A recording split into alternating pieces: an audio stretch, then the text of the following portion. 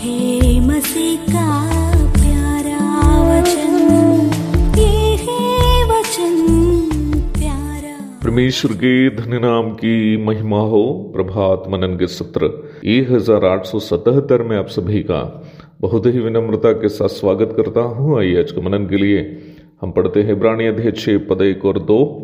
इसलिए आओ मसीह की शिक्षा की आरंभ की बातों को छोड़कर हम सिद्धता की ओर आगे बढ़ते जाए और मरे हुए कामों से मन फिराने और परमेश्वर पर विश्वास करने और बपतिस्मा और हाथ रखने और मरे हुओं के जी उठने और अंतिम न्याय की शिक्षा रूपी नींव फिर से ना डाले। बीते दिनों में हम बपतिस्मों के बारे में मनन कर रहे थे। प्रारंभ की बातों की सूची में अगला हाथ रखना नामक विषय है। बाइबल के पुराना नियम में दी गई व्यवस्था के अनुसार बलि किया जाने वाले जानवर के ऊपर बलि का अर्पण करने वाले व्यक्ति को अपना हाथ रखना पड़ता था और इस प्रकार करने से वह ये अंगीकार कर रहा था कि यह निर्दोष जानवर अपने ही पापों के लिए अर्थात उसे चढ़ाने वाले व्यक्ति के पापों के लिए ही बलि किया जा रहा है। लेवी व्यवस्था अध्याय 1 पद 4, अध्याय 3 पद 8। हाथ रखना आशीर्वाद देने का एक कार्य के रूप में या जिम्मेदारी को सौंपने का एक कार्य के रूप में भी हम वचन में विशेषकर नया नियम में देख सकते हैं। मत्ती 19 की 13 और पहला तीमुथियुस अध्याय 4 पद 14।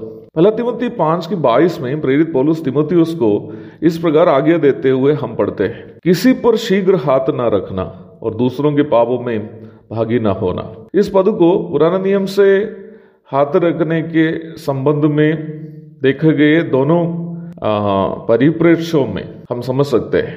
अर्थात पहला पाप में सहभागी होना और दूसरा आशीर्वाद देना या जिम्मेदारी को सौंपना। तीमुथियुस को पौलुस ये आज्ञा देते समय वह पौलुस के आदेशानुसार इफिसुस की कलीसिया में अगुवे के रूप में सेवा का निर्वाह कर रहा था। इफिसुस की कलीसिया में उन दिनों में गंभीर कुछ समस्याओं के कारण जैसे झूठी शिक्षा, क्रम रहित आराधना, योग्य नेतृत्व की कमी, सांसारिकता आदि से कलीसिया उलझी हुई थी।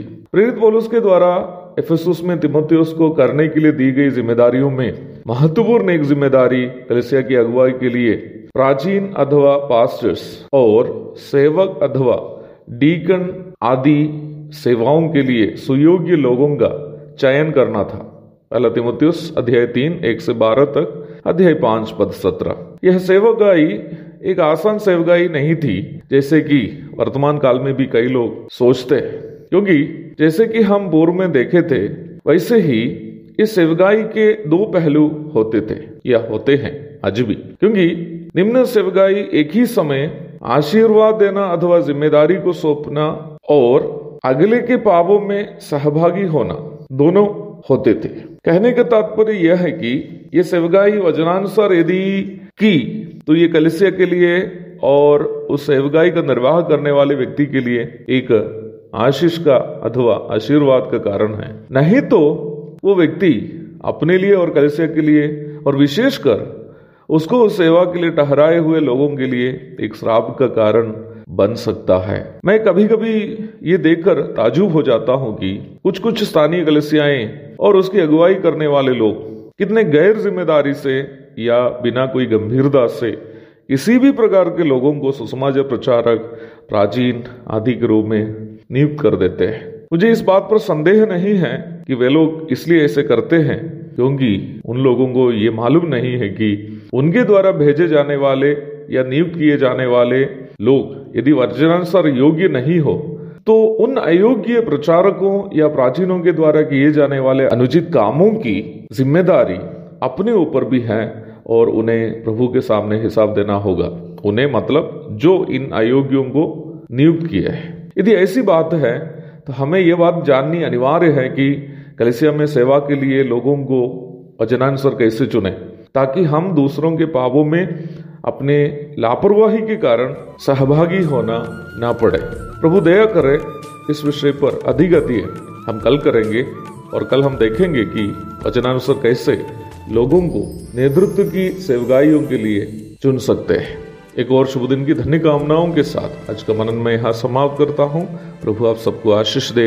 आमीन। भोजन है आत्मा में भूखे कोयल, पानी है आत्मा में प्यासे कोयल, पालन जो करते हैं उसके लिए आशीष पाने का साधन है।